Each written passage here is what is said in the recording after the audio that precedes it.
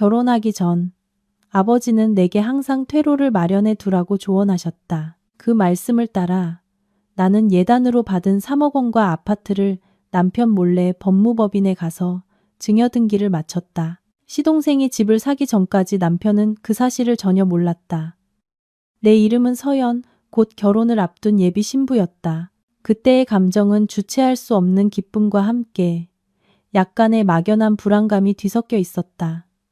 민주는 정말 멋진 남자였다. 그는 온화하고 성실했으며 무엇보다 나를 진심으로 사랑했다. 누가 봐도 나는 행운아였다.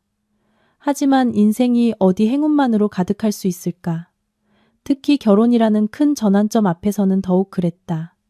신랑이 신부를 맞으러 오기 전날 밤, 아버지는 나를 서재로 부르셨다. 오래된 책과 한약재 냄새가 밴 그 낡은 서재는 늘 아버지가 속마음을 털어놓으시는 곳이었다. 거의 이른의 봄을 보내신 아버지는 인생과 결혼의 수많은 우여곡절을 겪어낸 살아있는 증인이셨다. 아버지의 머리는 새하얗게 새었지만 세상을 보는 눈빛은 여전히 날카롭고 깊은 연륜이 담겨 있었다.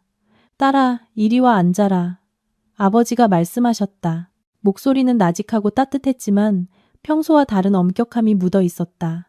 아버지는 책상 옆에 놓인 보온병에서 직접 타신 따뜻한 국화차 한 잔을 내게 밀어주셨다. 나는 순순히 의자에 앉았다. 마음이 조금 조여왔다. 아버지께서 중요한 이야기를 하시려 한다는 것을 알았다. 아버지, 또 하실 말씀 있으세요? 저 다 알아요. 아버지는 조용히 고개를 저으셨다. 찻잔 속에서 찬물이 부드럽게 흔들렸다. 사랑도 알고 결혼도 알겠지만 아직 인생 전부는 모를 게다. 인생은 말이다. 강과 같단다. 오늘 잔잔했던 파도가 내일은 거친 폭풍으로 변할 수 있지. 아버지는 잠시 말을 멈추고 차를 한 모금 마셨다. 민준이가 널 사랑하는 마음을 의심하는 게 아니다. 그 아이가 좋은 사람이라는 것도 믿는다. 하지만 결혼 생활은 사랑만으로 되는 게 아니야. 책임감이고 먹고 사는 문제이며 가장 무서운 것은 어려움이 닥쳤을 때 시험에 드는 사람의 마음이란다. 나는 아버지를 올려다보며 다음 말씀을 기다렸다. 내 머릿속에서는 예비 신부의 낙관론과 노쇠한 아버지의 신중함이 싸우고 있었다. 결혼은 이걸 명심해야 한다.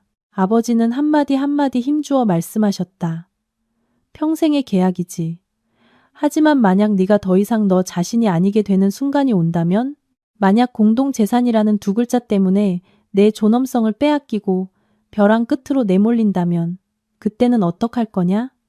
아버지는 당신의 친구와 동료들 이야기를 들려주셨다. 평생 가족의 기둥이었지만 늙고 병들자 공동재산을 아내와 자식들에게 빼앗기고 친족들의 적선에 의지하며 수치스러운 삶을 살아야 했던 한 아저씨 이야기. 어머니의 절친한 친구분은 젊음을 다 바쳐 남편을 내조했지만 남편이 바람을 피우자 모든 재산이 남편 명의로 되어 있어 빈손으로 쫓겨났다는 이야기. 돈이 전부는 아니지만 존엄을 지키는 도구란다. 내 존엄, 내 자립심은 수억 원보다 훨씬 더 가치가 있어. 아버지는 맹세처럼 속삭이셨다.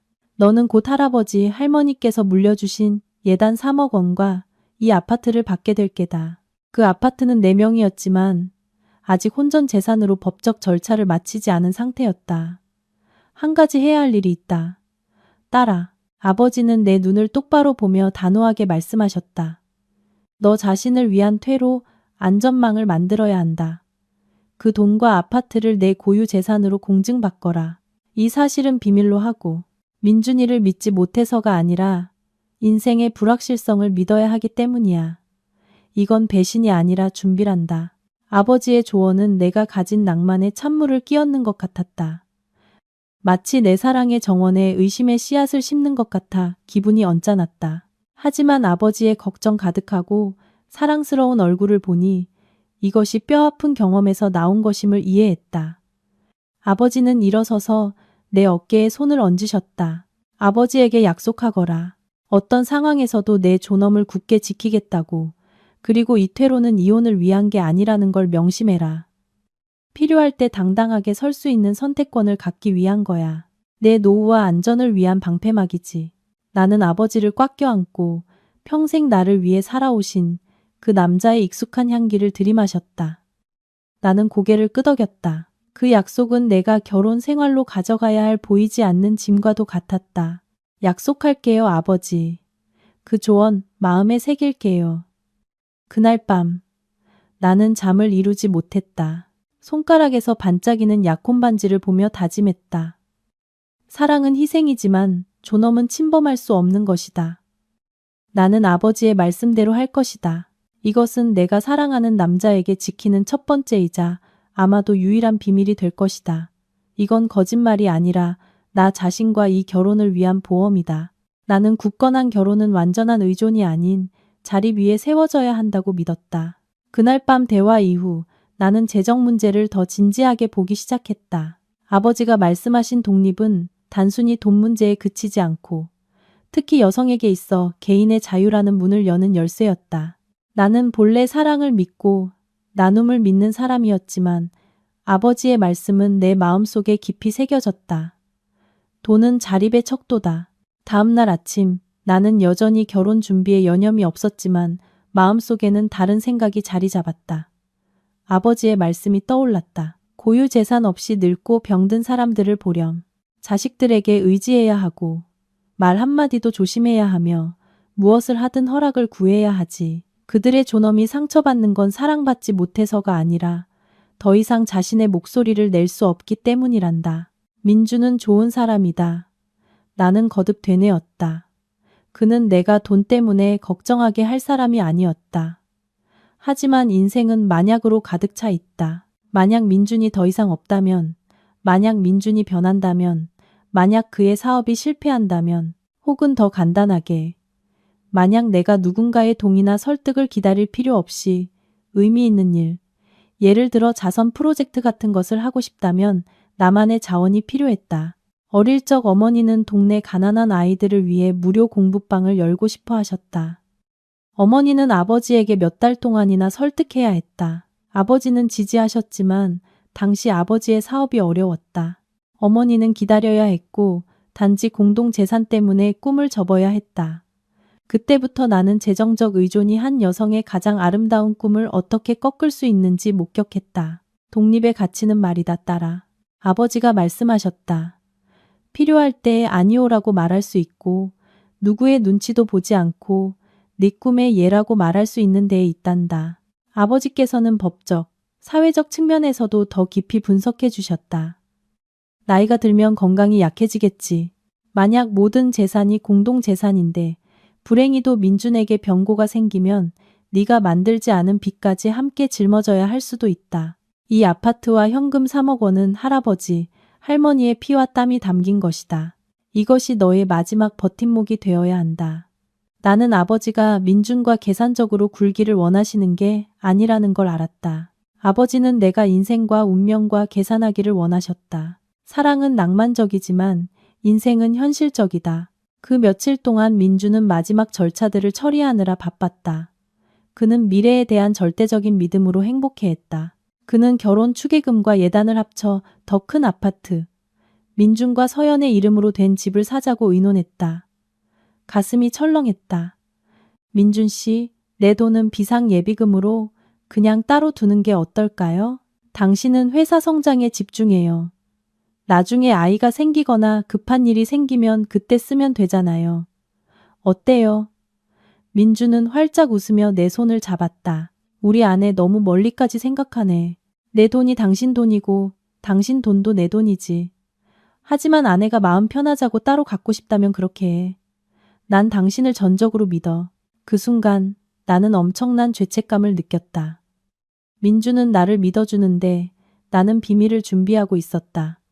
하지만 민준의 믿음은 내 결심을 더욱 굳건하게 했다. 그가 나를 이렇게 믿어준다면 내가 나 자신을 보호하는 것 또한 장기적으로 이 가정을 보호하는 길이다. 나는 결코 이 퇴로를 그에게 해를 끼치기 위해 사용하지 않을 것이다. 오히려 예상치 못한 병고에 우리가 흔들리지 않도록 단단한 기반을 다지기 위함이다.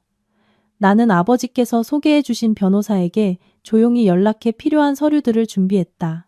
불안하면서도 단호한 심정이었다. 나는 이 행동이 민준에 대한 불신에서 비롯된 것이 아니라 아버지와의 약속을 존중하고 내 인생을 진지하게 준비하는 것임을 이해했다. 나는 결혼식 직후 이 재산들이 공식적으로 공동재산으로 편입되기 전에 공증 절차를 마무리하기로 결심했다. 나는 속으로 다짐했다. 서연아, 이건 탈출구가 아니야. 이건 버팀목이야. 내 존엄을 위한 버팀목. 그리고 언젠가 이 독립이 돈보다 더 중요한 것들을 지켜줄 것이라고 믿었다. 예단과 아파트 등기 서류를 받던 날 내 손은 떨렸다. 현금 3억 원. 이제 막 결혼의 문턱에 들어선 젊은 여성에게는 큰 금액이었다. 게다가 강남 중심가에 위치한 아파트의 가치까지 더하면 할아버지, 할머니와 부모님께서 평생 일궈주신 거대한 자산이었다. 법적으로 이것은 결혼 전 내 고유 재산이었다. 하지만 명확하게 공증 절차를 밟지 않으면 나중에 발생하는 모든 거래나 아파트에 대한 추가 투자는 혼인 기간 중 공동재산으로 간주될 수 있었다.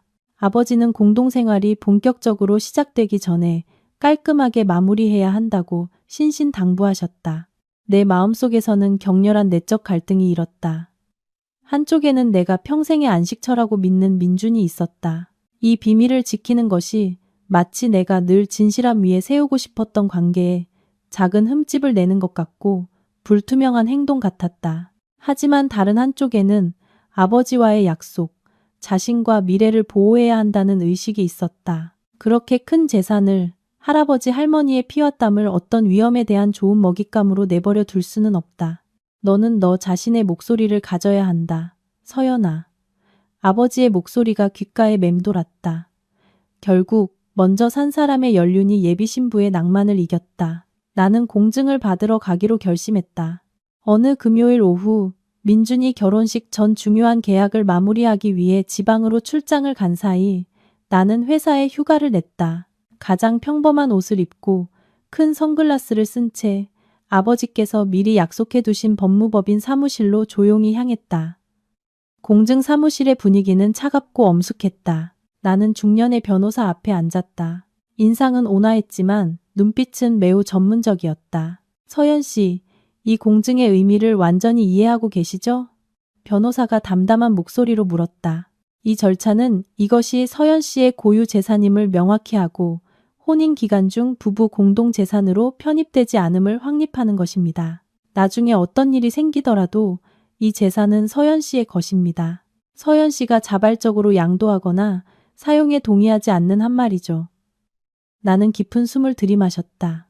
마치 내 미래와 계약을 맺는 기분이었다. 내가 전혀 생각하고 싶지 않았던 미래와 네, 이해합니다. 동의합니다. 펜을 잡고 서명할 때 손이 살짝 떨렸다. 내가 너무 의심이 많은 걸까? 민준이 알게 되면 어떡하지? 알게 된다면 나를 어떻게 생각할까?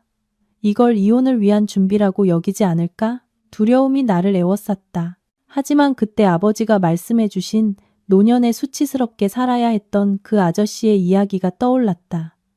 나는 눈을 감고 스스로를 진정시켰다. 이것은 자신에 대한 존중이고 내가 민준을 자유롭게 두려움에 얽매이지 않고 사랑하고 지지할 수 있도록 하는 최선의 준비다. 재정적 독립은 나뿐만 아니라 우리 모두가 시련을 극복할 힘을 줄 것이다. 서류 절차가 끝났다. 변호사는 공증을 받고 붉은 인장이 찍힌 서류 한 뭉치를 내게 건넸다. 그것은 물리적인 무게가 아니라 그 의미 때문에 무거웠다.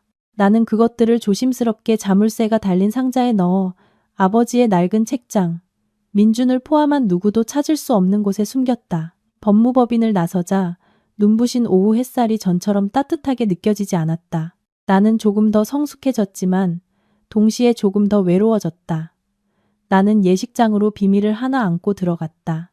그날 밤 민준에게서 전화가 왔을 때 그의 목소리는 흥분에 차 있었다. 자기야, 일 다 끝났어. 내일 바로 갈게.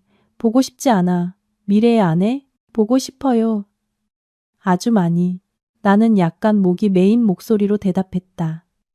내가 그를 사랑한다는 사실은 부정할 수 없었다. 사랑하기에 나는 이 결혼이 어떤 재정적 폭풍에도 흔들리지 않는 견고한 기반 위에 세워지길 더욱 원했다. 나는 다짐했다. 이혼을 위해 이 퇴로를 쓸 일은 결코 없을 것이다. 하지만 이것을 나 자신과의 맹세처럼 지켜야 한다. 인생이 나를 어디로 이끌든 서연이라는 사람의 존엄과 자립을 지킬 것이다. 그리고 바로 이 독립이 나 자신을 보호하는 것 이상의 의미 있는 일을 할 힘을 줄 것이라고 믿었다. 그것은 자비와 무조건적인 사랑의 기반이 될 것이다. 나와 민준의 결혼식 날. 하늘은 눈부시게 맑았고 분위기는 친척과 친구들의 웃음소리로 떠들썩했다. 나는 순백의 웨딩드레스를 입고 민준 곁에 서서 마치 꿈이 현실이 된 듯한 행복을 느꼈다. 나를 바라보는 민준의 눈빛은 다정함과 사랑, 그리고 평생을 함께 하겠다는 약속으로 가득했다. 예식장 앞에 서서 주례 선생님이 서약을 요청했을 때 모든 시선이 우리에게 쏠렸다. 민준은 내 손을 꼭 잡았다. 그의 목소리는 떨렸지만 단호했다. 나는 당신을 사랑하고 보살피고 삶의 모든 것을 나누겠습니다. 부유할 때나 가난할 때나 아플 때나 건강할 때나 평생토록 나는 그의 눈을 바라보았다. 지난 몇 년간 내가 믿어왔던 진심이 담긴 눈이었다. 저 또한 당신의 가장 좋은 인생의 동반자가 되어 함께 모든 비바람을 이겨내고 웃음과 사랑이 가득한 행복한 가정을 만들 것을 맹세합니다. 내가 뱉은 모든 서약은 진심이었고 내가 바라는 모든 것이었다. 하지만 마음 깊은 곳에서는 내가 지키고 있는 비밀 때문에 약간의 무거움을 느꼈다. 자물쇠 잠긴 상자 속에 조용히 누워있는 공증 서류에 대한 비밀. 그것들은 신중함의 증거이자 내가 아버지에게 한 또 다른 약속의 증거였다. 나는 이 준비가 방금 내가 한 서약의 가치를 떨어뜨리는 것은 아닌지 자문했다. 아니, 나는 다시 생각했다. 바로 이 재정적 독립이 내가 서약을 온전히 지킬 수 있도록 도와줄 것이다. 만약 불행히도 민준에게 병고가 생긴다면 나는 짐이 되는 대신 그에게 든든한 버팀목이 될 것이다. 그와 함께 무너지는 대신 그가 다시 일어설 수 있도록 도울 물질적 힘을 갖게 될 것이다. 그 비밀은 거짓말이 아니라 우리 두 사람을 운명의 독화살로부터 보호하는 보이지 않는 갑옷이었다. 피로연에서 시어머니이신 김 여사님 고급스럽고 성격이 강하며 가족 재정에 다소 과도하게 관심이 많은 분께서 내게 다가오셨다. 그녀는 내 손을 잡고 환하게 웃었다. 우리 며느리 정말 예쁘구나. 우리 집에 복을 가져왔어. 아, 예단이랑 축의금은 민준이한테 맡겨서 둘이 어디에 투자해야 수익이 날지 의논해 보렴. 내가 보니 민준이가 사업 수완이 좋더라. 그 애가 관리해야 내 마음이 놓이지. 옆에 서 있던 민준은 어머니의 솔직함에 약간 민망해 보였다. 그는 거들었다. 어머니, 제가 말씀드렸잖아요. 서연이 돈은 서연이가 비상금으로 갖고 있도록 두세요. 나중에 제가 버는 돈으로 충분해요. 김 여사님은 활짝 웃었지만 나는 그녀의 눈에 스쳐 지나가는 불만족스러운 기색을 알아차렸다. 에이, 집안 돈은 다 같이 쓰는 거지. 뭐하러 따로 둬서 번거롭게 해. 하지만 뭐 너희 둘이 알아서 해. 그래도 돈 묵혀두지 말고 잘 생각해봐. 나는 정중하지만 단호하게 미소 지었다. 네 어머님, 조언 감사해요. 민준 씨와 잘 상의해 볼게요. 나는 거짓말을 하지 않았다. 단지 모든 사실을 말하지 않았을 뿐이다. 이제부터 시어머니와의 관계는 단지 감정적인 것을 넘어 재정적인 계산이 섞일 것이라는 걸 알았다. 신혼 첫날 밤, 우리 둘만 남았을 때 민주는 나를 꼭 껴안았다. 고마워 서연아. 내게 와줘서 고마워. 나는 그의 품에 기대어 내가 그토록 찾아 헤맸던 따스함과 평온함을 느꼈다. 저도 고마워요, 민준 씨. 우리 함께 정말 행복한 가정을 만들어요. 나는 그 비밀을 일단 옆으로 밀어두기로 했다. 서명했고 공증받았으니 아버지에 대한 임무는 완수했다. 이제는 민준과 온전히 살아가야 할 때 그를 절대적으로 믿고 이 자립심을 이용해 결혼을 더욱 굳건하게 만들어야 할 때였다. 나는 내가 민준을 충분히 사랑하고 민준이 나를 충분히 깊이 사랑한다면 나의 재정적 독립은 결코 장애물이 되지 않을 것이라고 믿었다. 오히려 그것은 우리 행복을 인생에 예기치 못한 비바람으로부터 지켜주는 보이지 않는 기둥이 될 것이다. 나는 속으로 다짐했다. 이 비밀은 영원히 안전망으로 남을 것이다. 인생이 나와 우리 가족을 벼랑 끝으로 내몰 때만 펼쳐지는 내 사랑을 의심하거나 계산하기 위한 것이 아닌 결혼 초 몇 년은 부드러운 음악처럼 평온하게 흘러갔다. 나와 민주는 도심 근처에 얻은 작은 전셋집에서 살았다. 4명의 아파트는 부모님께서 세를 놓아 월세를 받게 하셨고 그 돈은 건드리지 않는 묵돈으로 여겼다. 예단으로 받은 3억 원은 내 이름으로 된 장기 예금 통장에 비밀리에 넣어두고 전혀 사용하지 않았다. 우리 부부의 삶은 누구나 꿈꾸는 이상적인 모습이었다. 민주는 완벽한 남편이었다. 그는 퇴근하면 항상 설거지부터 청소까지 집안일을 도왔다. 그는 중요한 기념일을 한 번도 잊지 않았고 항상 나를 위해 양질의 시간을 내주었다. 그의 사업은 번창했고 작은 건설 회사는 점점 커져갔으며 돈도 더 넉넉해졌다. 민주는 내 개인 자금에 대해 전혀 묻거나 궁금해하지 않았다. 그는 항상 내 돈으로 충분해. 내 돈은 내가 갖고 있어. 나중에 아이 생기면 뭐 사고 싶은 거 있을 때 써라고 말했다. 그 절대적인 신뢰는 나를 정말 안심시켰고 민준을 더욱 사랑하게 만들었다. 개인 재산에 대한 비밀은 점차 잊혀져 갔고 자물쇠 잠긴 상자와 함께 희미한 기억으로만 남았다. 나는 민준의 회사에서 작은 회계 장부를 관리하는 일을 도왔지만 모든 큰 결정은 그가 직접 내렸고 그는 항상 재정적으로 투명했다. 나는 그의 아내일 뿐만 아니라 동료라고 느꼈다. 우리는 함께 행복한 작은 가정을 꾸렸고 함께 여행을 다니고 미래를 위해 함께 저축했다. 이 기간 동안 나는 아버지가 말씀하셨던 퇴로라는 것을 거의 잊고 지냈다. 나는 계산이 아닌 사랑과 결혼했다. 나는 정말 운이 좋고 행복하다고 느꼈다. 때로는 민준에게 모든 사실을 말해서 그를 완전히 안심시켜야겠다고 생각하기도 했다. 하지만 그때마다 아버지의 단호한 눈빛이 떠올랐다. 한 사람만 아는 것으로 족하다. 딸아. 그것이 조용한 힘이다. 시어머니이신 김 여사님은 여전히 재정에 관심을 갖는 습관을 버리지 못하셨다. 그녀는 종종 내 아파트 투자에 대해 넌지시 물었다. 서연아, 내 명의로 된 그 아파트 말이다. 세를 놓으면 얼마나 받니? 차라리 팔아서 그 돈으로 외곽에 땅을 사서 작은 원룸 몇 채 지어서 세를 놓는 건 어때? 민준이도 외곽 땅값이 오르고 있다고 하더라. 나는 항상 능숙하게 거절했다. 네, 어머님. 저도 그렇게 생각은 해봤는데 아버지께서 그냥 두라고 하셔서요. 아버지 말씀이 큰 재산은 확실하지 않을 때 건드리는 게 아니래요. 저는 그냥 현금을 비상금으로 갖고 있는 게 마음이 편해요. 김 여사님은 종종 한숨을 쉬며 노골적으로 불만을 드러냈다. 사업은 배짱으로 하는 거야. 현금만 쥐고 있으면 돈이 썩는 거지. 민주는 그런 대화에서 항상 내 편을 들어주었다. 어머니, 서연이랑 제가 알아서 하게 두세요. 제가 이 집은 책임진다고 말씀드렸잖아요. 바로 민준의 보호와 신뢰가 내 마음을 따뜻하게 했다. 나는 민준이 진심으로 나를 사랑한다는 것을 알았다. 그는 내 재산을 빼앗거나 이용할 의도가 전혀 없었다. 하지만 나는 시어머니의 성격도 이해했다. 그녀는 평생 모든 것을 관리하고 통제하는 데 익숙한 여성이었다. 그녀는 자신의 손이 닿지 않는 곳에 재산이 있는 것을 원치 않았다. 평온한 삶은 결혼 5년 차까지 이어졌다. 우리에게는 아직 아이가 없었지만 서두르지 않았다. 우리는 감정을 키우고 다른 삶의 가치를 찾는 데 시간을 보냈다. 우리는 지역 사회를 위해 의미 있는 일을 하는 것에 대해 생각하기 시작했다. 특히 부모님을 뵈러 시골에 다녀온 후에 더욱 그랬다. 행복은 두 사람이 같은 방향을 바라볼 때 찾아온다. 이때 나는 아버지가 내게 주신 재정적 독립이 더 이상 나만의 것이 아니라는 것을 느꼈다. 그것은 우리 두 사람 모두를 위한 견고한 기반이 되었다. 우리가 일상의 먹고 사는 문제를 넘어 더 높은 이상을 추구할 수 있는 자신감과 안도감을 갖게 해주었다.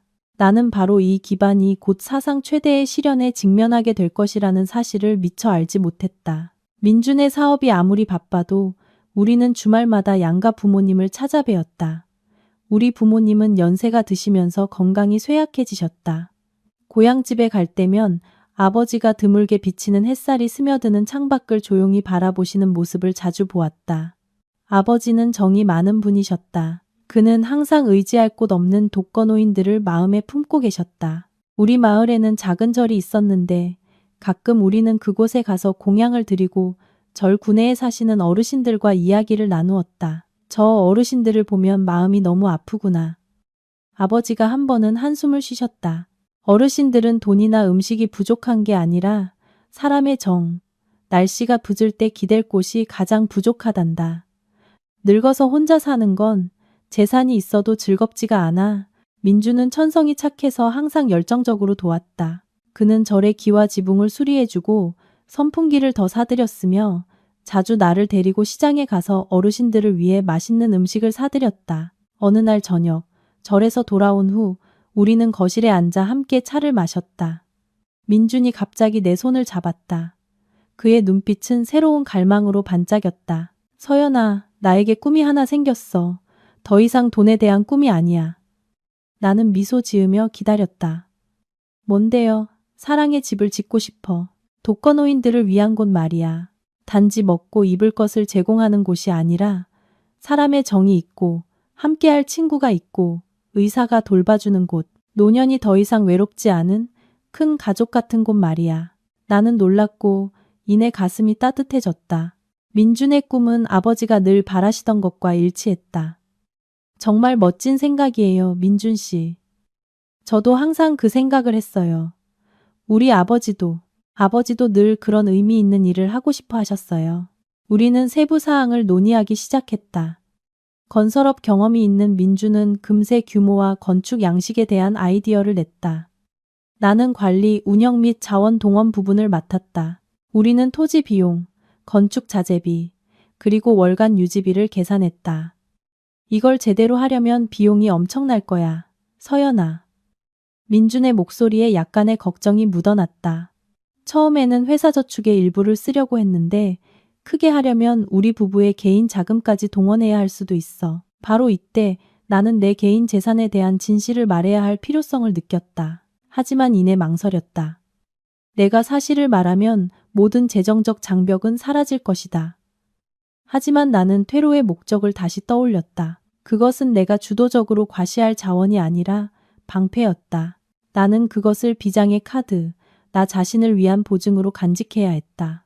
나중에 어떤 불행이 닥치더라도 누구에게도 의존하지 않고 이 의미 있는 일들을 계속할 수 있도록 나는 비밀을 지키기로 결심했지만 민준에게 과감하게 계획을 세우라고 제안했다. 일단 해봐요. 돈은 천천히 생각해요. 이건 좋은 일이니까 우리가 해낼 수 있을 거라고 믿어요. 인류애의 씨앗이 뿌려졌다. 그것은 새로운 동기, 우리 사이의 사랑과 유대를 더욱 깊게 하는 숭고한 공동 목표가 되었다. 하지만 인생은 본래 뜻대로 되지 않는 법. 우리가 이 아름다운 계획에 취해 있을 때 불행이 문을 두드리기 시작했다. 민주는 사랑의 집을 짓기 위한 돈을 빨리 모으고 싶은 마음에 수익률은 높지만 위험도 그만큼 큰 대규모 사업 프로젝트에 참여하기로 결정했다. 그는 우리의 인도주의적 꿈을 실현할 시간을 단축하고 싶어 했다. 나는 그의 새로운 파트너에 대해 뭔가 불안함을 느껴 말리려고 애썼다. 하지만 성공에 대한 열망과 자선에 대한 열정에 불타는 민주는 내 말을 듣지 않았다. 날 믿어, 서연아. 이건 천년에 한 번 올까 말까 한 기회야. 이 프로젝트만 성공하면 우리는 사랑의 집을 하나가 아니라 10개는 지을 수 있어. 그의 불타는 눈빛을 보니 차마 그 열정을 꺾을 수가 없었다. 나는 그저 기도할 수밖에 없었다. 그리고 어떤 일이 생기더라도 나에게는 여전히 조용한 퇴로가 남아있다고 믿었다. 우리 삶은 비가 억수같이 쏟아지던 어느 날 저녁부터 변하기 시작했다. 민주는 평소보다 늦게 귀가했다. 흠뻑 젖은 몸, 그의 얼굴에는 내가 한 번도 본 적 없는 피로와 두려움이 어려 있었다. 무슨 일이에요, 민준 씨? 일이 잘 안 됐어요? 나는 서둘러 다가가 그의 외투를 벗는 것을 도왔다. 민주는 소파에 털썩 주저앉아 두 손에 머리를 묻었다. 그의 깊은 한숨이 방 안의 공기를 무겁게 짓눌렀다. 서연아, 나 미안해. 나 실패했어. 심장이 쿵 하고 내려앉는 것 같았다. 그가 무모하게 그 프로젝트에 투자했을 때부터 불길한 예감이 들었지만 이렇게 빠르고 잔혹하게 닥칠 줄은 몰랐다. 민주는 흐느끼며 이야기했다.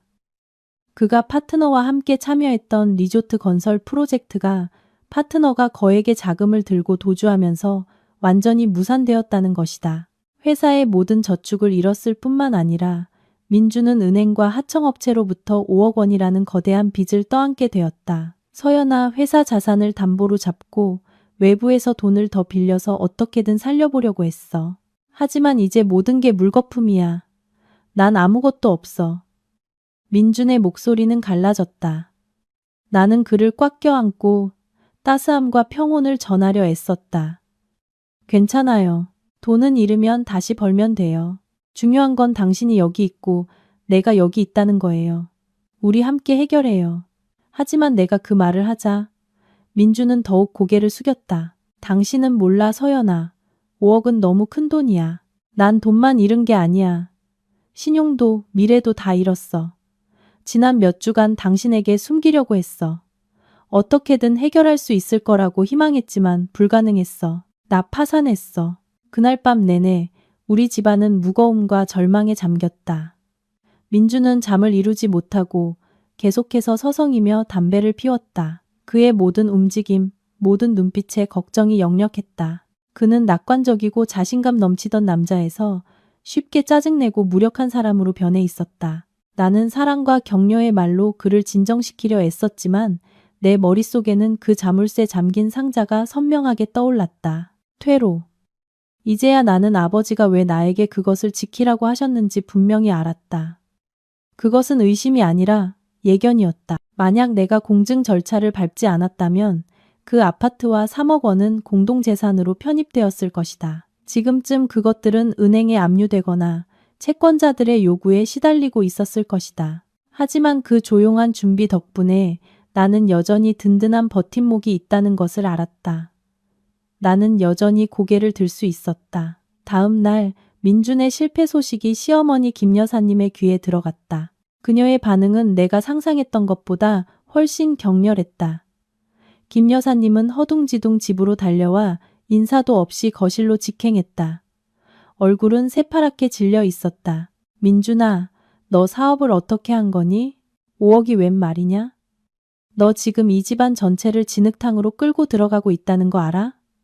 민주는 조용히 고개를 숙였다. 그는 자신감을 잃고 어머니의 분노 앞에서 벌을 받는 아이에 불과했다. 김 여사님은 나를 향해 돌아섰다. 그녀의 눈빛은 날카롭고 비난으로 가득했다. 서연아, 너는 걔 아내잖아. 남편을 말리지도 않았니? 너도 걔 회사 회계 담당이라며. 이제 어떡할 거야? 너희 부부 재산 얼마나 있어? 전부 꺼내서 메꿔야지. 재정 위기는 즉시 가족 간의 신뢰와 감정의 위기로 변했다. 김 여사님은 아들의 감정이나 나의 좌절에 전혀 관심이 없었다. 그녀는 오직 5억 원이라는 숫자와 그것에서 벗어날 방법에만 관심이 있었다. 나는 평정심을 유지하려 애썼다. 어머님 걱정하시는 마음은 알겠지만 일단 진정하세요. 저희가 천천히 해결할게요. 지금 민준 씨가 너무 힘들어해요. 진정은 무슨 진정? 5억이 어떤 돈인 줄 알아? 빨리 내 예금 다 인출해. 그리고 내 아파트 그거 팔든지 당장 담보로 잡아서 민준이 빚 갚을 돈 마련해. 이럴 때 네가 아내로서 며느리로서 의무를 다해야지. 김 여사님은 거의 소리를 질렀다. 탐욕과 공황이 그녀를 완전히 다른 사람으로 만들어버렸다. 그 날카로운 태도 앞에서 나는 퇴로에 대한 진짜 싸움이 시작되었음을 알았다. 민준이 5억 원의 빚을 알린 날부터 우리 작은 집은 더 이상 안식처가 아니었다. 시어머니 김 여사님의 긴장과 압박으로 가득 찬 차가운 전쟁터가 되었다. 김 여사님은 은퇴한 여성이셨고 평생 통장과 예금에 매달려 사셨다. 그녀에게 돈은 안전, 명예, 그리고 권력의 상징이었다. 민준의 파산은 단지 재산 손실이 아니라 그녀의 믿음과 개인적 명예의 붕괴였다. 그녀는 그것을 받아들일 수 없었다. 그녀는 우리 집에 상주하기 시작했다. 그녀의 모든 행동과 말은 단 하나의 주제를 맴돌았다. 돈은 어디에? 서연아, 솔직히 말해봐. 축의금 말고 예단으로 받은 돈 얼마나 남았니? 내 3억 원은 어디 갔어? 김 여사님은 민준이 있는 앞에서도 전혀 거리낌 없이 대놓고 물었다. 민준이 거들려 했다. 어머니, 제가 말씀드렸잖아요. 서연이 돈은 서연이가 갖게 두세요. 제 빚은 제가 책임질게요. 하지만 김 여사님은 손을 내저었다. 무슨 소리 하는 거니, 민준아? 부부는 동고동락하는 거야. 내 빚은 걔 빚이기도 해. 네가 사업에서 운이 없었으니 이제 아내 재산으로 수습해야지. 그녀는 나를 마치 자기 재산을 움켜쥐려는 이방인처럼 샅샅이 훑어보았다. 나는 항상 정중하고 능숙하게 대답하려 애썼다. 네, 어머님. 제 개인 예금이 있지만 저도 계산을 해봐야 해요. 그렇게 큰 빚은 제가 다 꺼내도 완전히 해결되지 않아요. 우리 부부의 기본적인 생활을 위해 비상금을 남겨둬야 해요. 비상금은 무슨 비상금? 김 여사님은 거의 소리쳤다. 지금이 어떤 때인데 너 혼자 계산을 하고 있어? 내 남편이 곧 소송당하게 생긴 거 안 보여? 우리 집안 명예가 얼마나 중요한지 몰라? 일단 있는 돈 다 꺼내서 갚을 수 있는 만큼 갚아야지. 시어머니의 압박에 숨이 막혔다. 그녀의 걱정은 이해하지만 내가 단지 신중하게 준비한 퇴로를 지키고 싶다는 이유만으로 나를 죄인, 무심한 아내로 모는 방식은 받아들일 수 없었다. 탐욕과 두려움이 김 여사님을 다른 사람으로 만들었다는 것을 똑똑히 보았다. 그녀는 더 이상 나를 며느리로 보지 않고 철저히 착취해야 할 재정적 자원으로 여겼다. 한편 민주는 무력하고 지쳐 보였다. 그는 예전처럼 나를 보호해주지 않았다. 그는 그저 조용히 고개를 숙였다. 그는 육체적으로나 정신적으로나 완전히 지쳐 있었다. 때때로 그는 이해할 수 없는 눈빛으로 나를 보았다. 마치 그 역시 서연이가 정말로 함께 어려움을 극복할 의지가 있는 아내인가? 라고 자문하는 것 같았다. 나를 가장 아프게 한 것은 바로 민준의 침묵이었다. 그것은 어머니의 가혹한 말에 대한 암묵적인 동조와 같았다. 우리 사이에 조용한 의심이 서서히 자라나고 있었다. 어느 날 오후 민준이 채권자를 만나러 간 사이 김 여사님은 나를 부엌으로 끌고 갔다. 목소리는 낮아졌지만 말은 더욱 무거웠다. 서연아, 솔직히 말해서 네가 돈을 내놓아 민준이를 구하지 않으면 이 결혼이 오래가기 힘들 것 같다. 나중에 민준이가 빚더미에 앉아 너랑 이혼하는 꼴 보고 싶니? 시댁 식구들한테 인색하고 정없는 여자라고 손가락질 받고 싶어? 이 직접적인 협박에 나는 아찔했다. 그녀는 사랑과 명예를 이용해 나를 강요하고 있었다. 나는 깊은 숨을 들이마시고 그녀를 똑바로 쳐다보았다. 더 이상 이전의 부드러운 모습은 없었다. 어머님, 죄송해요. 제가 뭘 해야 할지는 알지만 저에게도 원칙이 있어요. 민준 씨를 돕겠지만 맹목적으로 하지는 않을 거예요. 제 모든 재산을 무의미하게 쓸 수는 없어요. 저는 제 것을 지켜야 해요. 그건 제 돈일 뿐만 아니라 제 미래이기도 해요. 나의 단호함에 김 여사님은 분노로 얼굴이 붉어졌다. 그녀는 식탁을 손으로 치고 돌아서며 중얼거렸다. 그 계산적인 태도 때문에 후회하게 될 거다. 나는 부엌에 우두커니 서 있었다. 눈물이 흐르기 시작했다. 이제 내 카드를 꺼내야 할 때가 왔다는 것을 알았다. 부녀를 위해서가 아니라 아버지의 가르침대로 내 존엄과 안전을 보호하고 명확한 경계를 긋기 위해서. 시어머니의 압박은 날이 갈수록 심해졌다. 말뿐만 아니라 행동으로 변했다. 김 여사님은 내 모든 행동을 감시하고 영수증을 확인했으며 은행 계좌 상황을 묻기 위해 수시로 전화했다. 서연아, 돈 인출했니? 네가 뭘 하고 있는지 내가 알아야겠다. 민준이가 은행 이자를 갚아야 해서 급해. 안 그러면 신용불량자 명단에 올라. 서둘러야 해. 그녀는 전화기 너머로 부탁이 아닌 명령조로 말했다. 나는 지치고 상처받았다. 나는 민준의 아내이고 상황을 잘 알고 있었다. 나 역시 방법을 찾고 있었다. 하지만 시어머니가 나를 탐욕스러운 돈지기처럼 대하는 방식은 깊은 모욕감을 느끼게 했다. 어느 날 저녁, 민준과 나는 무거운 침묵 속에서 식사하고 있었다. 김 여사님이 갑자기 나타났다. 손에는 서류 뭉치를 들고 있었다. 민준아, 이것 봐라. 내가 사방에 돈 빌려달라고 알아봤어. 이제 이 방법밖에 없어. 그녀는 서류 뭉치를 식탁에 내려놓고 내 쪽으로 밀었다. 서연아, 이건 내 아파트 등기 서류다. 내일 은행 가서 담보대출 신청해. 이 아파트로 2억은 더 빌릴 수 있을 거야. 내 예단이랑 합치면 빚 대부분을 갚을 수 있어. 조금만 더 하면 돼. 나는 민준을 올려다보았다. 그는 여전히 침묵하며 내 시선을 피했다. 그 침묵은 내 가슴에 비수처럼 꽂혔다. 그는 나를 보호하는 말 한마디도 어머니, 그러지 마세요. 그 아파트는 서연이 고유 재산이에요. 라는 말 한마디도 하지 않았다. 민준 씨도 그렇게 생각해요? 나는 떨리는 목소리로 물었다. 나는 그에게서 한마디, 단 한마디라도 듣고 싶었다. 민준이 고개를 들었다. 그의 눈에는 무력감과 애원이 가득했다. 서연아, 네가 손해보는 거 알아. 하지만 지금은 정말 다른 방법이 없어. 돈이 없으면 회사는 완전히 파산할 거야. 난 소송당하고 우리는 모든 걸 잃게 돼. 이번 한 번만 도와줘. 나중에 내가 다시 일어서서 2배로 갚을게. 그의 애원은 나를 사랑받는다고 느끼게 하지 않았다. 오히려 이용당하고 있다는 느낌만 들게 했다. 그는 나를 사랑과 자기 보호 사이에서 선택해야 하는 상황으로 몰아넣었다. 민준 씨, 우리 아버지가 하신 말씀 잊었어요? 나는 평정심을 유지하려 애썼지만 눈물이 이미 맺히기 시작했다. 아버지는 저에게 퇴로를 마련하라고 하셨어요.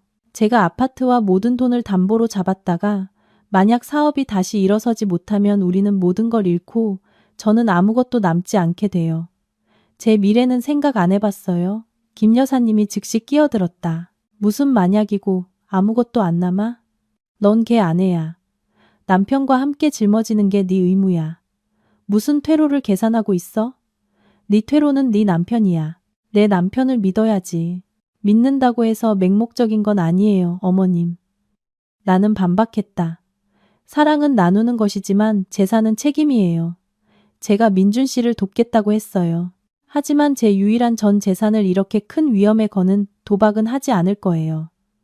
그렇게 말하는 건 민준이를 안 믿는다는 거네. 넌 처음부터 이혼할 준비를 하고 있었던 거지? 우리 아들 버릴 날만 기다리고 있었던 거 아니야? 김 여사님은 소리쳤다. 가장 독한 말들이 쏟아져 나오기 시작했다.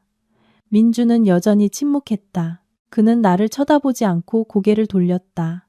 바로 그 순간 나는 나의 재정적 독립이 이기적인 계산으로 분열의 씨앗으로 오해받고 있음을 깨달았다. 나는 일어섰다. 가슴이 찢어질 듯 아팠다. 내가 평생 사랑하겠다고 맹세한 남자, 어머니가 나를 모욕하는데도 한마디도 하지 않는 그 남자를 보았다. 두 분이 저를, 제 사랑을 그렇게 보신다면 죄송합니다. 내 목소리는 차갑고 단호해졌다. 저는 이 아파트를 담보로 잡지 않을 것이고 제 개인 예금도 강요에 의해서가 아니라 민준 씨를 돕기 위해 제 스스로의 방식으로 사용할 거예요. 나는 차키를 들고 더 이상 아무 말도 하지 않았다. 나는 가야 했다. 이 숨막히는 분위기를 벗어나야 했다.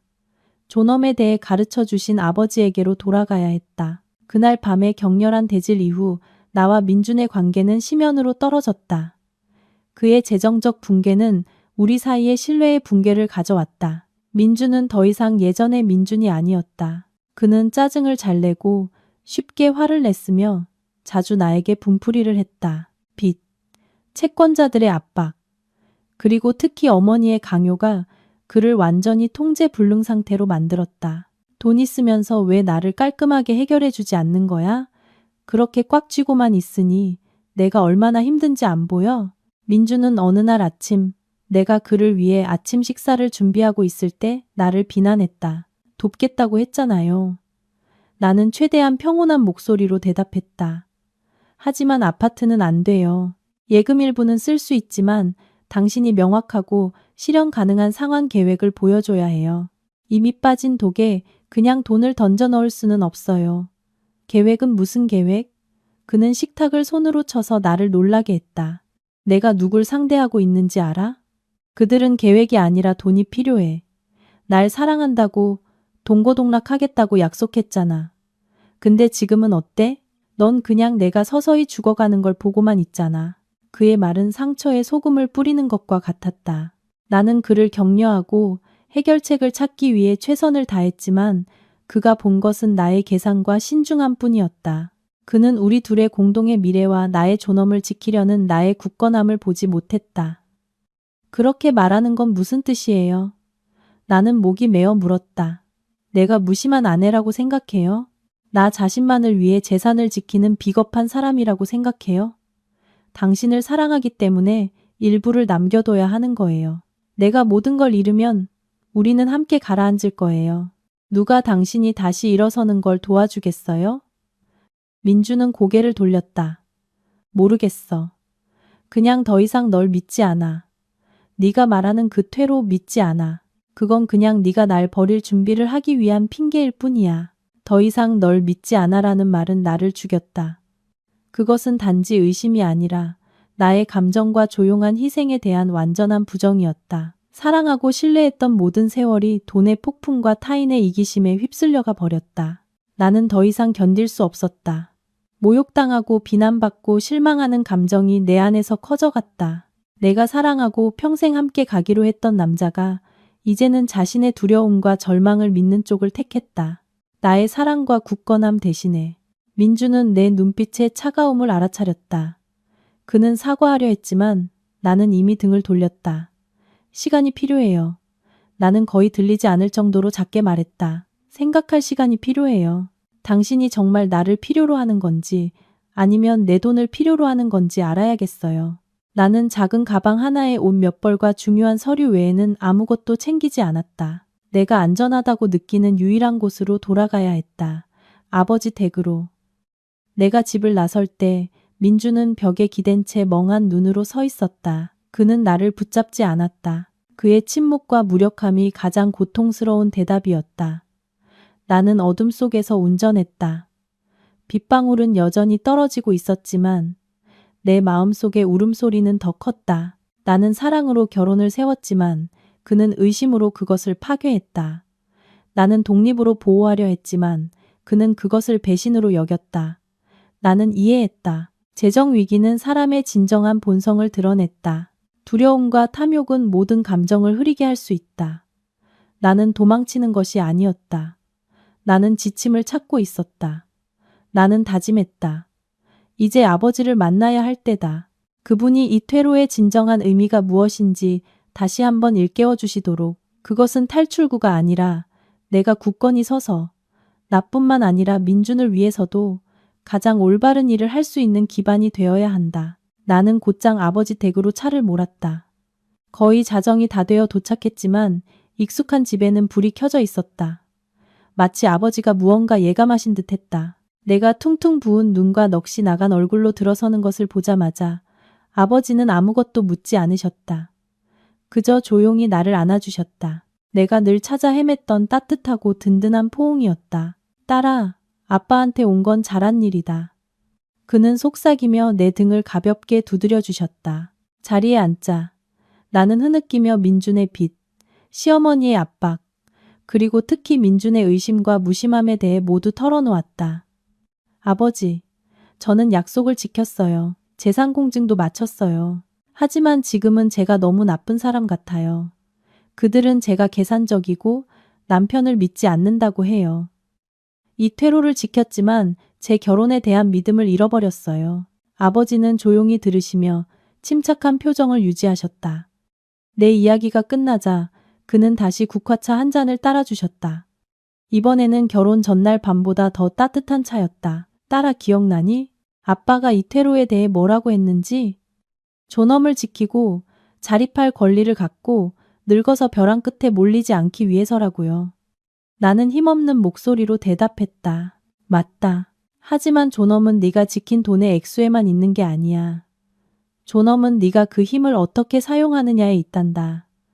아버지는 내 눈을 깊이 들여다보며 말씀하셨다. 너는 물질적인 힘을 지켜냈으니 이제는 그것을 도망치는 데 쓸 게 아니라 맞서 일어서는 데 써야 한다. 아버지는 분석하셨다. 민준이는 지금 무너져 있단다. 빚과 압박이 그 아이를 쓰러뜨렸어. 그 아이가 가혹한 말을 하는 건 널 사랑하지 않아서가 아니라 절망했기 때문이야. 그 어머니의 탐욕과 자신의 무력함이 가장 사랑하는 사람까지 포함해 모든 것을 의심하게 만든 거지. 만약 네가 이 퇴로를 지금 당장 이혼하는 데 쓴다면 재산은 지킬 수 있겠지. 하지만 민준이를 잃고 더 중요하게는 너 자신에 대한 존중을 잃게 될 거다. 너는 영원히 계산적이고 어려울 때 남편을 버린 사람으로 남게 될 거야. 재정적 독립의 힘은 이 결혼에서 벗어나기 위한 게 아니란다. 아버지는 단언하셨다. 그것은 네가 굳건히 설 자리, 절대적인 자신감을 갖고 평등과 인류의 기반 위에서 내 결혼을 재협상할 수 있게 하기 위함이야. 아버지는 주름지고 따뜻한 손을 내 손 위에 얹으셨다. 너는 이미 가장 강력한 무기를 가졌어. 돈도 집도 결정권도 가졌지. 이제 그 권리를 이용해 인도적인 해결책. 민준이와 그 어머니 모두가 마음으로 승복하고 가장 중요하게는 너와 민준이가 함께 이 위기를 극복할 수 있는 결말을 만들어야 한다. 나는 아버지의 말씀을 들었다. 그 말씀은 내 영혼의 어두운 방을 비추는 빛과 같았다. 그렇다. 나는 도망자가 되기 위해서가 아니라 구조자가 되기 위해 퇴로를 지켰다. 내가 떠나면 민주는 완전히 무너질 것이다. 내가 무조건적으로 도우면 나는 모든 것을 잃고 더 이용당할 수 있다. 하지만 만약 나의 독립을 이용해 의미 있는 인도적인 해결책, 조건을 제시한다면 나는 민준을 구할 뿐만 아니라 나의 존엄을 구하고 결혼의 진정한 가치를 지켜낼 수 있을 것이다. 아버지, 이제 뭘 해야 할지 알겠어요. 나는 눈물을 닦았다. 새로운 힘이 몸속에 흐르는 것을 느꼈다. 도망치지 않을 거예요. 돌아가서 이 비밀을 밝힐 거예요. 아버지는 만족스러운 미소를 지으셨다. 잘했다, 딸아. 내 퇴로가 탈출구가 아니라 온전함과 인류애로 이끄는 길이라는 것을 내 아버지에게 보여주렴. 아버지의 위로와 조언으로 하룻밤을 보낸 후 나는 필요한 평정심과 힘을 되찾았다. 내가 개인 재산을 지킨 것은 나를 보호하기 위함이지만 그것을 어떻게 사용하느냐가 나의 존엄과 미래를 결정한다는 것을 깨달았다. 그날 아침 나는 집으로 돌아갔다. 분위기는 여전히 무거웠다. 민주는 거실에 앉아 있었고 얼굴은 수척했다. 내가 돌아온 것을 보고 그는 고개를 들어 쳐다볼 뿐 눈빛에는 여전히 절망과 약간의 경계심이 서려 있었다. 얘기 좀 하고 싶어, 서연아. 그가 쉬어 잠긴 목소리로 말했다. 좋아요. 나는 무표정하게 대답했다. 하지만 어머니도 계시는 게 좋겠어요. 민주는 놀랐다. 왜 어머니를? 이 문제는 당신의 돈 문제뿐만 아니라 제 믿음, 명예, 그리고 재산과도 관련이 있으니까요. 어머니도 사실을 들으셔야 해요. 나는 단호하게 말했다. 나는 시어머니 김 여사님께 전화를 걸었다. 그녀의 목소리는 여전히 불쾌함으로 가득했다. 돌아왔니? 생각은 잘해봤고 아파트 담보대출은 언제 할 거니? 일단 오세요, 어머님. 어머님과 민준 씨 모두에게 명확히 할 말이 있어요. 이 문제는 투명해야 해요. 30분쯤 후 김 여사님이 도착했다. 그녀는 내 맞은편에 앉았고 얼굴에는 단호함과 약간의 승리감이 서려 있었다. 그녀는 내가 굴복했고 재산을 넘기기로 동의했다고 생각하는 듯 했다. 그래, 말해봐라. 생각 다 끝냈지. 내일 아침에 같이 절차 밟으러 가자. 민준이 구하는 게 최우선이야. 그녀는 재촉하는 기색을 숨기지 않았다. 나는 두 사람을 똑바로 쳐다보고 깊은 숨을 들이마셨다. 더 이상 두렵거나 죄책감을 느끼지 않았다. 이 순간 나는 아버지가 내게 주신 자율권을 행사하고 있을 뿐이라고 느꼈다. 민준 씨, 어머님, 우선 저는 민준 씨를 버릴 생각이 전혀 없다는 것을 다시 한번 분명히 하고 싶어요. 그리고 저는 제 개인 돈을 사용해 그가 이 어려운 시기를 극복하도록 도울 준비가 되어 있습니다. 김 여사님은 안도의 한숨을 쉬며 옅게 웃었다. 좋아. 그럼 뭘 기다려? 돈은 어디 있니? 잠깐만요, 어머님. 나는 말을 끊었다. 저는 한 가지 사실을 명확히 해야 해요.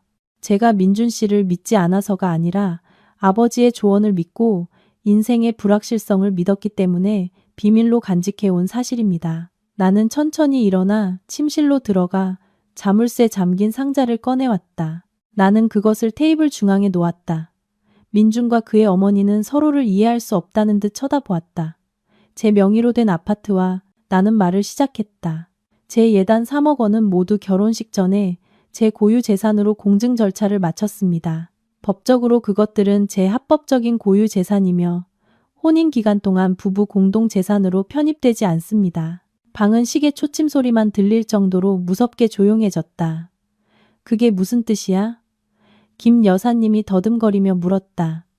그녀의 얼굴은 점차 변해갔다. 그것은 즉, 나는 계속했다. 이 아파트는 담보로 잡힐 수 없고 이 돈은 민준 씨 회사의 빚을 갚기 위해 요구될 수 없다는 뜻입니다. 제가 완전히 자발적으로 동의하지 않는 한 말이죠. 법은 저를 보호하고 저는 제 존엄을 보호하기 위해 그렇게 했습니다. 나는 상자를 열어 공증 서류와 예금 통장을 꺼내 민준과 그의 어머니 앞에 놓았다. 민준의 눈빛은 놀라움에서 충격, 그리고 극심한 고통과 부끄러움으로 변해갔다.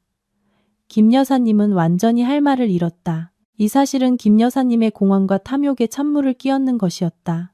또한 민준이 나에게 보냈던 의심과 독설에 대한 가장 강력한 응답이기도 했다.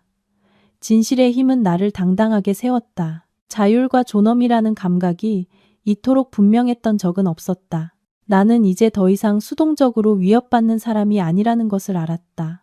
나는 공증서류 뭉치와 예금 통장을 민준과 그의 어머니 앞에 놓았다. 종이가 나무 테이블 표면에 부딪히는 작은 소리가 긴장감 넘치는 정적 속에서 유난히 크게 들렸다. 가장 먼저 반응한 것은 시어머니 김 여사님이었다. 그녀는 떨리는 손으로 아파트 소유권 공증 서류를 집어들었다. 한 글자 한 글자 읽어 내려가던 그녀는 이내 나를 올려다보았다. 그녀의 눈빛은 완전히 믿을 수 없다는 듯한 당혹감으로 가득했다. 서연아, 이걸 언제 한 거니? 왜 민준이한테 숨겼어? 그녀의 목소리는 강압적인 톤에서 마치 배신당한 듯한 쓰라린 실망감으로 바뀌었다. 나는 여전히 평정을 유지했다. 네, 어머님. 결혼 전에 아버지의 당부에 따라 했습니다. 제가 어머님께 말씀드렸던 퇴로 저의 준비였습니다. 민준 씨가 신경 쓰지 않길 바랐고 이 계산적인 행동이 우리 사랑을 해치지 않기를 바랐기 때문에 비밀로 했습니다. 하지만 이제 어머님의 탐욕과 의심이 저와 민준 씨를 벼랑 끝으로 몰았기에 저는 밝힐 수밖에 없었습니다. 민준은 여전히 고개를 푹 숙인 채 조용히 앉아 있었다. 그는 나를 쳐다보지도 어머니를 쳐다보지도 못했다. 부끄러움이 그를 뒤덮었다. 그는 누구보다 잘 알고 있었다. 내가 더 이상 설명할 필요가 없었다. 서류가 모든 것을 말해주었다. 그것은 내가 합법적으로 물러설 수 있었고 즉시 이혼하고도 재산을 온전히 지킬 수 있었다는 것을 증명했다. 하지만 나는 그렇게 하지 않았다. 김 여사님은 여전히 포기하지 않았다. 그녀는 나를 공격할 명분을 찾으려 애썼다. 하지만 부부는 서로 믿어야지. 네가 이렇게 한 건 민준이를 믿지 않았다는 거야. 넌 처음부터 이혼할 생각이었던 거야. 나는 그녀를 똑바로 쳐다보았다. 제가 이혼하고 싶었다면 몇 주 전에 민준 씨가 더 이상 널 믿지 않아라고 말했을 때 했을 겁니다. 저는 법적으로나 감정적으로나 끝낼 충분한 이유가 있었지만 그러지 않았어요. 저는 아버지 댁으로 돌아갔고 아버지는 제게 재정적 독립은 도망치기 위한 것이 아니라 당당히 일어서기 위한 힘이라고 가르쳐 주셨습니다. 나는 민준을 향해 돌아섰다. 내 목소리는 부드러워졌지만 무게가 실려 있었다. 민준 씨 보세요. 이 아파트와 이 3억 원은 제 고유 재산이고 채권자들의 손이 전혀 닿지 않는 곳에 있어요. 저는 이것을 지키고 당신 혼자 5억 원의 빚을 감당하게 내버려 둘 수도 있었어요. 당신이 저를 믿지 않는다고 말하고 어머님이 가혹한 말로 저를 압박해 이 아파트를 담보로 잡게 하려 했던 순간을 생각해 보셨나요? 민준이 고개를 들었다. 눈물이 이미 길게 흘러내리고 있었다. 그는 눈물을 닦으려 하지 않았다. 미안해, 서연아. 내가 정말 너무 나빴어. 너무 절망적이었어. 어머니가 당신에게 상처 주게 내버려 뒀어. 당신의 사랑을 의심했어. 미안해. 그의 사과가 즉시 내 상처를 치유할 수는 없었다. 하지만 적어도 그것은 진심 어린 인정이었다. 그 광경을 지켜보던 김 여사님도 더 이상 강한 척할 수 없었다. 그녀의 탐욕은 벗겨졌고 나의 독립에 대한 진실은 그녀가 나를 조종하거나 강요할 수 없다는 것을 깨닫게 했다. 나도 미안하다, 서연아. 그녀는 목이 메인 목소리로 말했다. 내가 너무 민준이 걱정을 해서 모든 걸 잃을까봐 정신이 나갔었나 보다. 이 대질은 판도를 뒤집었다. 나는 더 이상 위협받는 약자가 아니었다. 나는 재산과 권력, 그리고 발언권을 가진 사람이었다. 진실은 모든 계산과 의심을 드러냈지만 동시에 새로운 기반, 마지막 화해의 기회를 만들어냈다. 나는 이제 마지막 결정을 내려야 할 때라는 것을 알았다. 내 퇴로가 책임으로부터의 탈출구가 아니라 더 의미 있는 삶으로 이끄는 길임을 증명하는 결정. 내 개인 재산에 대한 진실은 민준과 시어머니에게 큰 충격을 주었다. 김 여사님에게 그것은 자신의 모든 통제 노력이 완전히 실패했다는 고통스러운 깨달음이었다. 그녀는 권력을 잃었다. 그녀는 내가 감정과 의무로 조종할 수 있는 순종적인 젊은 여성이라고 생각했다. 하지만 그 공증 서류들은 나의 철저한 준비와 단호함에 대한 명백한 증거였다. 그녀는 더 이상 요구하거나 비난하지 않고 조용히 앉아 있었다. 그녀는 자신이 아들을 어려운 상황에 빠뜨리고 불필요하게 며느리에게 상처를 줬다는 것을 깨달았다. 하지만 민준에게 이 충격은 더욱 깊었다. 그것은 부끄러움, 후회, 그리고 감정의 폭발이었다. 그는 내가 그를 대항하기 위해서가 아니라 외부의 위험으로부터 그들을 보호하기 위해 조용히 안전망을 준비했다는 것을 깨달았다. 그리고 바로 그 자신이 가장 절망적인 순간에 그 보험에 대한 믿음을 의심하고 모욕했다. 민주는 나를 보았다. 그의 눈빛은 말로 할 수 없는 수많은 사과를 담고 있었다. 그는 서류 뭉치를 보았다가 다시 나를 보았다. 그는 내가 떠나고 모든 것을 자신을 위해 지킬 모든 이유가 있었지만 내가 돌아오기를 선택했다는 것을 이해했다. 서연아, 나. 그는 말을 하려 했지만 목이 메었다. 내가 정말 나쁜 남편이었어. 미안해. 당신은 모든 것을 옳게 했는데 나는 당신의 믿음을 저버렸어. 그는 일어나 내 앞에 무릎을 꿇었다. 이 행동은 나를 완전히 놀라게 했다. 나를 원망해. 나랑 이혼해. 난 자격 없어. 난 아무것도 없어. 너한테 이 책임을 짊어지라고 요구할 권리가 없어. 나는 서둘러 그를 일으켜 세웠다. 민준 씨, 뭐 하는 거예요? 당신이 내게 무릎 꿇는 걸 원하지 않아요. 나는 당신이 당당히 서서 진실을 직시하길 바라요. 진실은 내가 모든 걸 잃었다는 거지. 그는 씁쓸한 목소리로 말했다. 하지만 당신은 나 때문에 모든 걸 잃을 뻔했고 그 비밀을 지켰어. 나는 당신을 의심했고 어머니가 당신을 모욕하게 내버려 뒀는데 당신은 돌아왔어. 왜, 서연아? 왜 떠나지 않았어? 이것이 가장 중요한 질문이었다. 나는 그의 붉어진 눈, 내가 처음부터 사랑했던 진심을 되찾은 그 눈을 바라보았다. 떠나지 않았어요, 민준 씨. 나는 그의 수척한 얼굴에 손을 얹으며 말했다.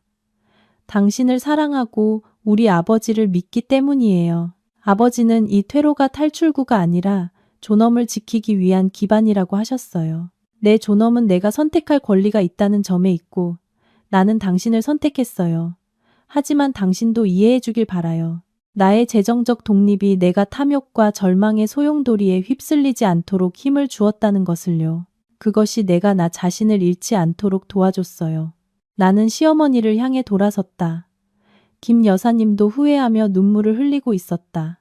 그녀는 돈을 잃었기 때문이 아니라 탐욕과 두려움 때문에 아들의 행복을 거의 깨뜨릴 뻔했기 때문에 자신이 틀렸다는 것을 알았다. 어머님, 이번 일이 저와 어머님 모두에게 교훈이 되기를 바랍니다. 행복은 통제와 의존 위에 세워질 수 없어요. 다시는 이런 방식으로 저희 재정 문제에 개입하지 말아주시길 부탁드립니다. 김 여사님은 아무 말도 못하고 고개를 끄덕이며 눈물을 닦았다. 나의 폭로는 목적을 달성했다. 내 재산을 보호하고 명확한 경계를 그었다. 그리고 가장 중요하게는 민준과 그의 어머니가 자신들의 잘못을 깨닫게 했다. 우리 사이의 신뢰는 깨졌지만 이제는 개인의 자율성에 대한 존중이라는 새로운 기반 위에서 다시 세워질 기회가 생겼다. 대질의 밤이 지나고 집안 분위기는 차분해졌지만 더 이상 긴장이나 적대감은 없었다. 민주는 자신의 엉망이 된 일들을 정리하기 시작했다. 그는 돈을 달라고가 아니라 걱정을 나누고 후회를 표현하기 위해 나에게 먼저 말을 걸었다. 어느 날 오후 우리는 마주 앉았다. 민주는 나를 보았다. 이번에 그의 눈빛은 절망이 아닌 결심으로 가득했다. 서연아, 용서를 구하지는 않겠지만 네 진정한 가치를 깨달았다는 걸 알아줬으면 해. 너는 단순한 아내가 아니라 우리 둘의 존엄을 지켜준 사람이야. 내가 돈에 눈이 멀어 너에 대한 존중을 잃었던 게 잘못이었어. 그는 우리의 결혼 반지를 꺼냈다. 내가 아버지 댁으로 가던 날 빼놓았던 그 반지. 그는 내 손을 잡고 내 손바닥에 반지를 놓았다. 다시 청혼하고 싶어, 서연아. 낭만적인 커플의 서약이 아니라 시련의 불길을 이겨낸 성숙한 인생 동반자로서의 약속이야. 민주는 내 눈을 똑바로 보며 진지하고 엄숙한 목소리로 말했다. 돈을 달라고도 집을 담보로 잡으라고도 하지 않을게. 내 재산은 그대로 지켜. 이 빚은 내가 스스로 해결할게. 하지만 내가 필요해. 동반자로서, 정신적으로 함께 짊어지고 삶의 의미를 함께 찾아갈 사람으로서 네가 필요해. 나는 감동해서 눈물을 흘렸다. 이것이 내가 사랑했던 민준, 진심과 책임감의 민준이었다. 나는 손안에 반지를 꽉 쥐고 미소 지었다. 민준 씨, 말했잖아요. 절대 당신을 버리지 않겠다고. 저는 돌아왔고 여기 있을 거예요. 하지만 아버지가 말씀하신 그 퇴로가 탈출구가 아니라는 걸 당신이 이해해 주길 바라요. 그것은 우리가 더 의미 있는 길, 우리 자신만을 위하는 것이 아닌 더 온전한 결혼을 세우기 위한 기반이에요. 무슨 뜻이야, 서연아? 그가 물었다. 우리 꿈 기억나요? 사랑의 집에 대한 꿈. 저는 독립된 재산이 있고 당신은 건설 경험이 있어요. 당신은 빚이 있지만 잘못을 만회하고 인생을 다시 시작할 기회도 있어요. 나는 그를 보며 희망에 찬 단호한 목소리로 말했다. 퇴로는 우리가 멀어지기 위한 게 아니라 더 의미 있는 길을 만들 능력을 갖기 위한 것이었어요. 우리는 돈을 잃었지만 우리가 한때 추구했던 인도주의적 가치를 잃어서는 안 돼요. 민주는 내 말을 들으며 눈빛이 점차 밝아졌다. 그는 내가 무슨 말을 하고 싶은지 이해했다. 나는 그가 단지 빚을 갚는 것을 넘어 자신의 존엄과 잃어버린 신뢰를 되찾기를 원했다. 그는 고개를 끄덕이며 내 손을 꼭 잡았다. 알겠어, 서연아. 내 말이 맞아. 다시는 내 퇴로를 의심으로 보지 않을게. 그건 행운이었고 우리 미래를 위한 보증이었어. 그 순간 우리는 새로운 결혼 서약을 주고받았다. 서로를 사랑할 뿐만 아니라 함께 유익한 삶을 살겠다는 약속. 새로운 감동적인 결혼 서약 후 나는 행동해야 할 때임을 알았다. 진실을 통해 경계를 그었고 이제는 내 개인 재산을 이용해 조건을 제시할 것이다. 민준이 거절할 수도 잊을 수도 없는 인도적인 조건. 합의를. 나는 민준과 다시 앉았다. 이번에는 시어머니의 개입 없이 진지한 회의였다. 나는 노트북과 장부를 가져왔다. 민준 씨, 5억 원은 거대한 빚이에요. 당신 혼자 단기간에 다 갚을 수는 없어요. 하지만 우리는 아직 운이 좋아요. 제게 현금 3억 원과 세를 놓고 있는 아파트가 있어요. 제가 이 3억 원 전부를 인출해서 당신이 빚의 큰 부분을 갚는 데 도울 수 있어요. 민주는 더듬거렸다. 안 돼, 서연아. 그렇게 할 수 없어. 그건 당신의 전부야. 내가 스스로 해결하겠다고 했잖아. 제 말 끝까지 들어봐요. 나는 말을 끊었다. 제가 이 일을 하는 건 의무 때문이 아니라 사랑 때문이고 당신이라는 사람을 믿기 때문이에요. 당신이 다시는 이 실수를 반복하지 않을 거라고 믿어요. 하지만 조건이 하나 있어요. 이게 우리의 공식적인 합의예요. 나는 그를 보았다. 내 눈빛은 단호했다. 제가 이 3억 원을 당신 빚 갚는 데 쓸게요. 그 대가로 당신은 2가지를 약속해야 해요. 말해봐. 민준의 목소리에는 감사함과 받아들일 준비가 된 마음이 가득했다. 첫째, 나는 한 글자 한 글자 힘주어 말했다. 민준 씨는 남은 능력과 신용을 총동원해서 남은 2억 원의 빚을 향후 3년 안에 갚아야 해요. 어떤 형태로든 추가 대출은 금지예요. 성실하게 일하고 모든 거래를 저와 투명하게 공유해야 해요. 둘째, 그리고 이게 가장 중요한 건데 제 아파트는 임대 계약이 끝나면 절대 팔거나 위험한 사업에 투자하는 데 사용하지 않을 거예요. 우리는 바로 그 아파트를 담보 자산으로 우리 아버지와 우리가 한때 꿈꿨던 사랑의 집을 위한 견고한 물질적 기반으로 삼을 거예요. 민주는 이 제안에 완전히 놀랐다. 그는 나를 보았다. 그의 눈에는 다시 눈물이 고이기 시작했지만 이번에는 감동과 해방의 눈물이었다. 당신 전 재산을 좋은 일에 쓰겠다는 거야? 좋은 일이 아니에요, 민준 씨. 이건 우리가 만회하는 방법이에요. 우리는 돈 때문에 우리 영혼을 망가뜨렸어요. 이제 우리는 바로 이 재정적 안정을 이용해 지역 사회에 의미 있는 가치를 창출하고 우리 아버지가 안타까워하셨던 독거노인들을 돌봐야 해요. 저는 제 독립을 이용해 우리가 더 이상 부유하지 않더라도 온전하고 자비로운 삶을 살 수 있도록 보장할 거예요. 나는 덧붙여 설명했다. 당신이 동의한다면 그 아파트는 여전히 제 명의로 남겠지만 신성하고 건드릴 수 없는 자산이 될 거예요. 그것은 우리 자신을 위한 보증이에요. 인생이 어떻든 우리가 기댈 곳과 추구할 인도적인 일이 항상 있다는 보증. 민주는 일어서서 테이블을 돌아 나를 꼭 껴안았다. 이번 포옹은 이전의 포옹들과는 완전히 달랐다. 후회, 감사, 그리고 완전한 헌신의 포옹이었다. 동의해, 서연아. 무조건 동의해. 고마워. 당신의 퇴로를 이용해 우리에게 새로운 길을 열어줘서 고마워. 다시는 당신을 실망시키지 않겠다고 약속할게. 그 직후 나는 3억 원을 인출하여 민준이 빚의 대부분을 해결하도록 이체했다. 남은 부분에 대해 민준은 처음부터 다시 시작할 계획을 세웠다. 나의 독립은 나를 버리는 사람으로 만들지 않고 사랑과 존중, 그리고 인류애의 기반 위에 내 결혼을 재건하는 건축가로 만들었다. 내가 개인 돈 3억 원을 사용해 민준이 빚의 대부분을 해결한 후 그의 심리적 부담은 상당히 줄어들었다. 그는 본래의 낙관주의와 열정을 되찾았지만 이번에는 그 열정에 겸손과 깊은 감사가 더해졌다. 민주는 말로만 감사하지 않았다. 그는 행동으로 완전히 변했다. 그는 짜증내는 습관을 버렸고 더 인내심이 생겼으며 가장 중요하게는 재정과 자선 프로젝트에 관한 내 모든 결정을 전적으로 존중했다. 서연아, 많이 생각해봤어. 어느 날 저녁 우리가 사랑의 집 스케치를 함께 보며 민준이 말했다. 아버님이 너에게 퇴로를 마련하라고 하신 게 가장 고귀한 보호였다는 걸 깨달았어. 그건 너뿐만 아니라 나 자신의 탐욕과 나약함으로부터 나를 보호한 거였어. 내게 개인 재산이 없었다면 아마 난 너한테 전부 담보로 잡으라고 강요했을 거고 실패했을 때 우리 둘 다 아무것도 남지 않았을 거야. 이제 그 아파트는 매일 나에게 존엄에 대해 상기시켜줘. 그건 우리가 누리기 위해 모아둔 게 아니라 우리가 의미 있는 일을 하기 위한 자원이야. 이제 알겠어, 서연아. 내 존엄이 우리 결혼을 구원했어. 그는 어머니와의 만남에 대해 이야기해 주었다. 김 여사님은 충격 이후 나에게 사과하러 오셨지만 민준이 막았다. 어머니, 서연이한테 더 이상 사과하지 마세요. 잘못은 저와 어머니가 돈에 대해 너무 걱정하신 탓이에요. 서연이를 보세요. 그녀는 저를 버리고 3억을 지킬 충분한 이유가 있었어요. 하지만 그녀는 그걸로 저를 구해주면서 우리가 선한 일을 해야 한다는 조건을 걸었어요. 이제부터 우리 집안의 돈은 더 큰 목적을 위해 쓰일 거라는 걸 어머니도 이해해 주셨으면 해요. 민주는 자랑스러운 눈빛으로 나에게 말했다. 어머니가 우셨어요. 변하겠다고 하셨어요.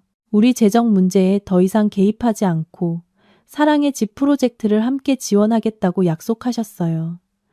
민준의 재확인은 말에 그치지 않고 행동으로 나타났다. 그는 처음부터 다시 시작하는 일에 모든 열정을 쏟았다.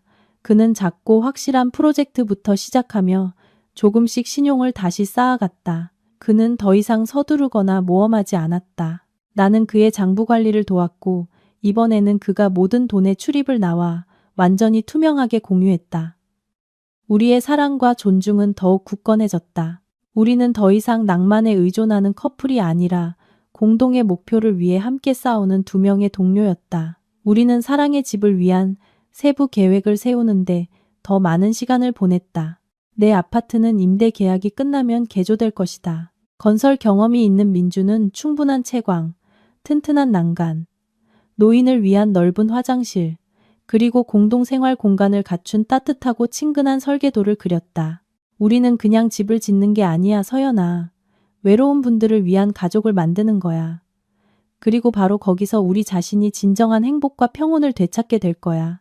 나는 그의 손을 잡고 따뜻함과 안도감을 느꼈다. 나는 아버지가 옳았다는 것을 알았다. 그 퇴로는 의심이 아니라 가장 귀중한 보험이었다. 그것은 재산을 보존했을 뿐만 아니라 좋은 남편과 행복한 가정을 지키고 더 의미 있는 삶으로 가는 문을 열어주었다. 모든 것이 점차 안정되었다. 민주는 5억 원의 빚을 모두 해결했고 신용은 회복되었으며 소규모 사업은 다시 활기를 띠기 시작했다. 그리고 나의 숭고한 조건이 실현될 때가 왔다. 내 아파트 임대 계약이 끝났다. 우리는 공식적으로 독거노인을 위한 사랑의 집을 짓는 꿈을 실현하기 시작했다. 오래된 아파트는 좋았지만 목적에 맞지 않았다. 민주는 이 프로젝트에 모든 시간과 노력 그리고 경험을 쏟아부었다. 그는 대규모 건설팀을 고용하는 대신 직접 벽돌 한 장, 작은 디테일 하나까지 감독했다. 그는 집이 충분한 빛을 받고 튼튼한 난간이 있으며 노인을 위한 넓은 화장실을 갖추도록 설계했다. 서연아, 이 집이 가장 따뜻한 곳이 되었으면 해. 어르신들이 마치 자기 집에 있는 것처럼 느끼는 곳이어야 해. 민주는 설계도를 들고 기쁨에 찬 눈으로 말했다. 이 협력은 우리 결혼에 대한 최고의 치유제였다. 우리는 함께 일하며 예전의 긴장과 돈에 대한 계산을 잊었다. 민주는 물질적인 부분을, 나는 정신적이고 운영적인 부분을 책임졌다. 나는 사회단체, 자원봉사의사, 그리고 돌봄 직원을 찾아다녔다. 나는 민준의 빚을 갚고 남은 돈과 이전 임대 수익의 일부를 시설과 초기 운영비에 투자했다. 이 돈이 영원히 지속될 수는 없다는 것을 알았지만 귀중한 시작 자금이었다. 시어머니 김 여사님도 충격과 후회 끝에 자발적으로 참여하셨다. 그녀는 더 이상 돈 얘기를 하지 않고 시장에 가서 어르신들을 위한 이불과 생필품을 사는데 시간을 보냈다. 그녀는 옛 친구들에게 연락해 다른 후원자들의 도움을 요청하기도 했다. 서연아, 미안하다. 예전에는 돈만 생각했는데 이제 보니 이 일이 훨씬 더 의미 있구나. 너랑 민준이가 함께 일하는 걸 보니 민준이가 수십억을 버는 것보다 더 기쁘다. 어느 날 오후 우리가 함께 벽에 페인트 칠을 하며 그녀가 말했다. 나는 미소 지었다. 마음이 정말 가벼워졌다. 결국 나의 독립은 민준과 나를 구했을 뿐만 아니라 시어머니와 며느리 관계까지 구했다. 민준은 지칠 줄 모르고 일했다. 그는 더 이상 큰 빚 걱정 없이 창조에만 집중했다. 그는 사랑의 집을 짓는 기쁨이 큰 건설 계약을 따내는 기쁨보다 훨씬 크다는 것을 깨달았다. 보여. 서연아, 내가 큰 회사를 지켰다면 이 일을 할 시간이 없었을 거야. 지금은 작은 일을 하지만 의미는 커. 나는 동의했다.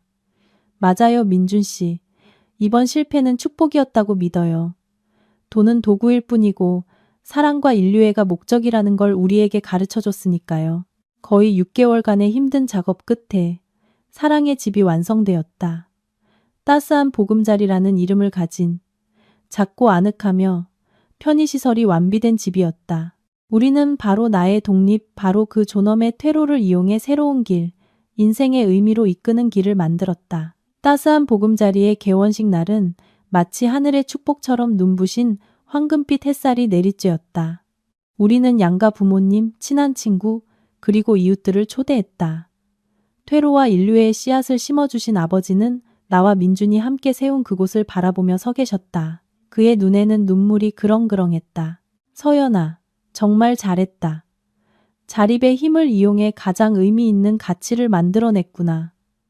아버지가 자랑스러운 목소리로 내게 속삭였다.